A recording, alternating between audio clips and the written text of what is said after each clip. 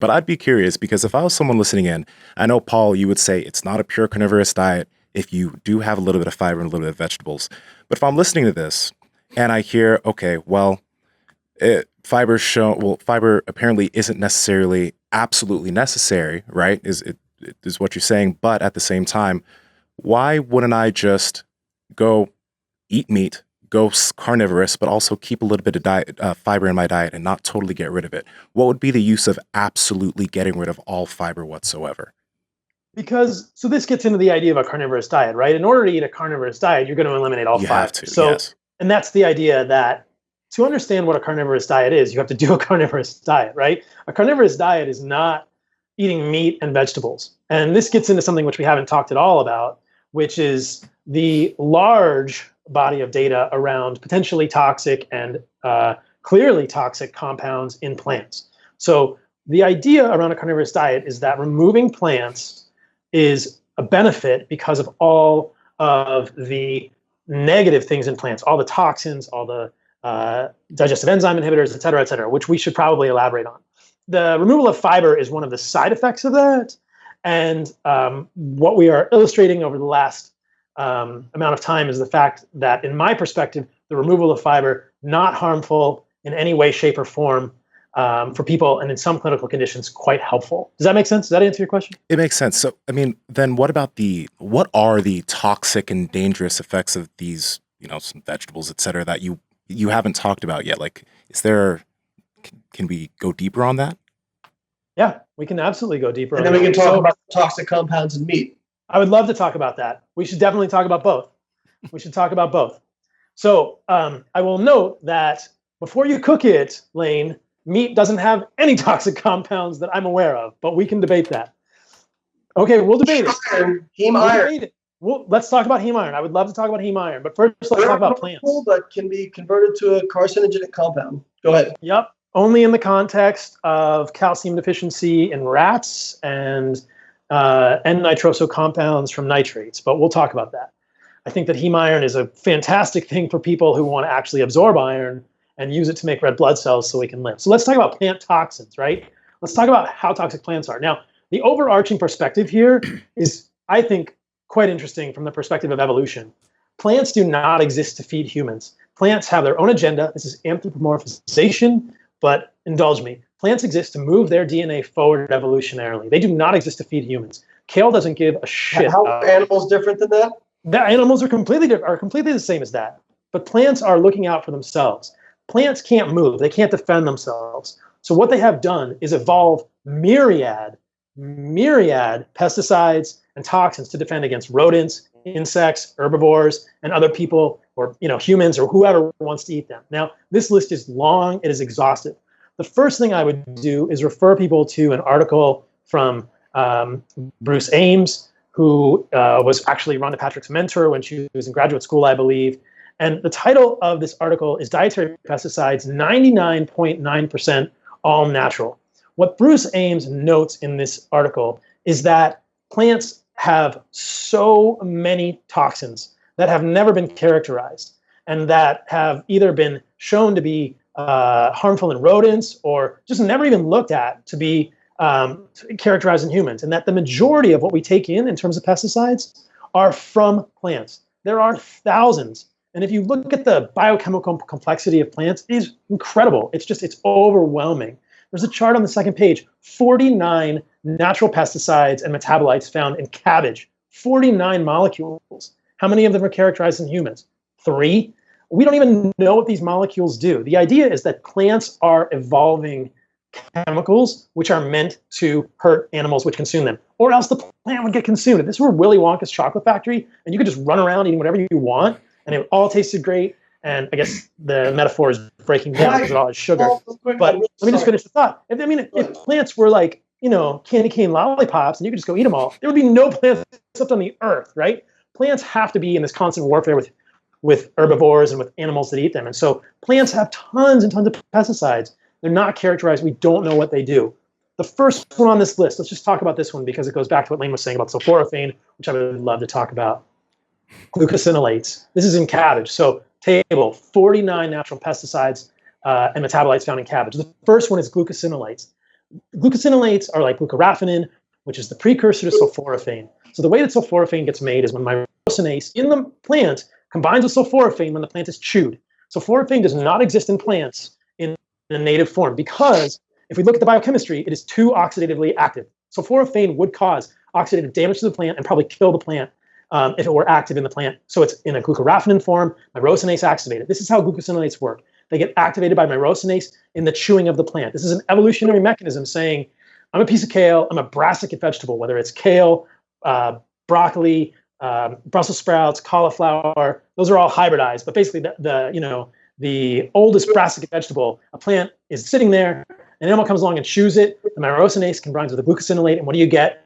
You get an active plant pesticide, which is oxidatively active. We throw around these terms a lot, and I think as we get into these plant pesticides, we are going to get deep into this rabbit hole, so I'll explain this to people. There's oxidation and reduction. Loss of electrons is oxidation, gain of electrons is reduction. So we're talking about oxidation and reduction when we're talking about oxidative stress. We're talking about movement of electrons between molecules. There are many of these molecules which create oxidative stress, meaning they are transiting electrons around. That's basically what it's doing. Life is the movement of electrons. We're moving electron currency. And so what happens with these plant pesticides is that they are oxidative stressors. They go into our bodies and they provide oxidative stress. Sulforaphane is a great example of this. It's been essentially hailed as like the greatest thing, right? Montpatrick promotes it, but how does it work? There is a large misunderstanding that sulforaphane is used in human biochemistry somehow or gets into our circulation. None of those things happen. When we eat glucosinolates, whether it's sulforaphane or another glucoraphanin, after it's been transformed by myrosinase, there's a number of them here on this page, those are immediately detoxified by the body. The body doesn't want these. We do not use these molecules in human biochemistry at all. We immediately detoxify them through phase 1 and phase 2 detoxification in the liver, and they are excreted. The only potential benefit to these compounds is hormesis, which is a philosophical idea that potentially a small amount of a toxin could result in increased enzymatic systems like the NRF2 system and increased glutathione. So what's been shown around sulforaphane is that when you ingest some sulforaphane, you may get induction of NRF2 and you may get increased glutathione. Glutathione is an endogenous antioxidant. That is something we make on our own. So sulforaphane is not doing anything in the human body that we cannot do on our own. There are other things which can be hormetics and also increase glutathione. So sulforaphane has no unique mechanism, and we know it has toxic effects. What are the toxic effects of the glucosinolates? For instance, they are scavengers of iodine. They're called goitrogens. If you eat enough broccoli sprouts, you can easily become iodine deficient. So there's this idea, like this is what the plant is doing. It wants to inhibit iodine absorption in your gut. It's going to bind up the iodine. You're not going to have enough, and the plant is preventing the animal from reproducing. So this is an example that I'm illustrating around this. There are many of these compounds. This is just the glucosinolates. Also in the cabbage, cyanides, which gets into the cyanogenic glycosides, terpenes, and phenols, which have been shown to cause cancer in lab animals. So there are so many of these compounds in plants. In high doses. Absolutely. Have they been studied in humans? No. We don't even look at these in humans. We don't know what these are doing. We don't even know what this is my argument. We don't know what these plant molecules are doing to our DNA. They can be damaging our DNA. They can be causing excess oxidative stress. And I will show you a paper in which they removed plant flavonoids, and people had improved markers of oxidative stress. So the idea is that these plants can be creating too much oxidative stress at some level, if we believe in hormesis, which we will talk about further, hopefully, which is the idea that a small amount of a toxin could be beneficial by increasing glutathione. We can definitely get too much. You can definitely get too much sulforaphane. You can definitely get too much resveratrol. You can definitely get too much of these compounds. And the idea is like, if you can do all this on your own, and they're also inhibiting the absorption of iodine, and we don't know what many of these compounds are doing, where is the net benefit of this? It's just not clear. There's never been a long-term study, and it's probably impossible to do around, we could probably do it with sulforaphane, but all these other molecules in plants. But the idea evolutionarily is that these are not friendly pesticides. This is what plants are trying to do. They're trying to prevent us from eating them.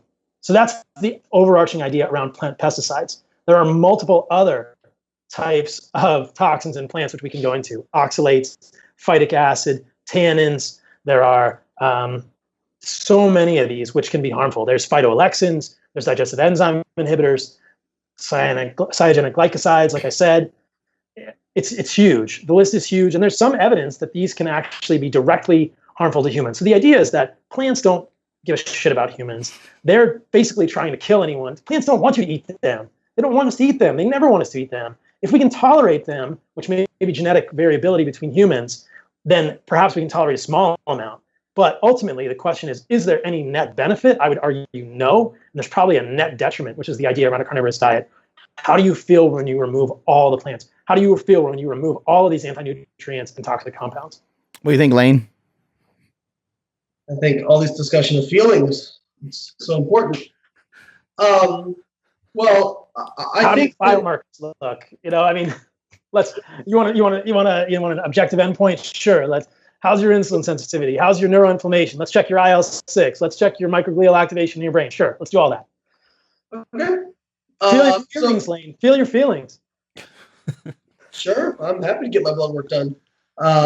So, first thing, it's a very interesting argument of a defense mechanism. I feel like it would bear more weight if humankind wasn't not continuing to grow and prosper and reproduce over the course of millennia. Hang on, you got a really long diatribe, so let me do my thing. Animals, bro, don't want us to eat them either. So again, the animals care about themselves. And if you look at animals that have effective defense systems that are involved in, be it poisoning or those sorts of things, it's a very quick response. Like you eat it and you die.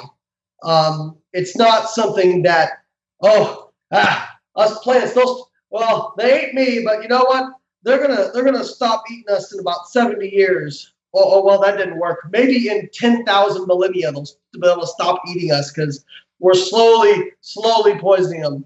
That seems like a really poor evolutionary mechanism, to be honest with you. So the other thing I would like to talk about is spend a lot of time pointing out specific compounds in these plants that when you put them on petri dishes or you put them in really high doses, you can cause problems. First off, that I know of, no pesticides have been normal natural pesticides have been shown up in plants in amounts that actually cause problems in humans. But polyaromatic hydrocarbons, heterocyclic amines, and heme iron has all been shown to contribute to carcinogenesis. Love to talk about it. Again, now, I never thought I would have to take like a semi-anti-meat position. That's so weird. So I don't want to say that meat is going to give you cancer. I think if you eat a lot of charred meat, it's probably a really bad idea. I think if you eat meat cooked at high temperatures, it's a bad idea because they have increased formation of these products, which have been shown that they do damage your DNA and they contribute to carcinogenesis. And even you mentioned that meat does not have, when it's uncooked, does not have any carcinogenic compounds in it. But that's not true if you consider the meta-analyses. Oh my God, meta-analyses looking at heme iron and the progression of cancer. Now, I want to be very clear. Heme iron is the most absorbable form of iron. That's a benefit. Okay, that's a check mark in the heme iron box. And I think one of the things I really try to emphasize to people is this very uncomfortable fact that, here's my feelings, I feel to be true, that there probably isn't one best diet for everybody. I know that's a crazy thing to say, but there probably is. If there's one diet for heart disease, it might be worse for cancer. If there's one diet that's better for diverticulitis, it might be worse for heart disease. We don't. The fact is, I would disagree with that. What's that? I would disagree with that. Okay, well, you can. So, thinking that there's going to be one diet that's just going to fix all of our problems and be perfect for everything, I think is fool's errand. Do I think there are specific circumstances when an elimination diet, even, I think you could get the benefits from carnivore by doing some other things as well. But sure, do I think an all-meat diet could have some benefits? Sure. But you can't say that there's absolutely no downside to eating meat because that's just not true based on the data.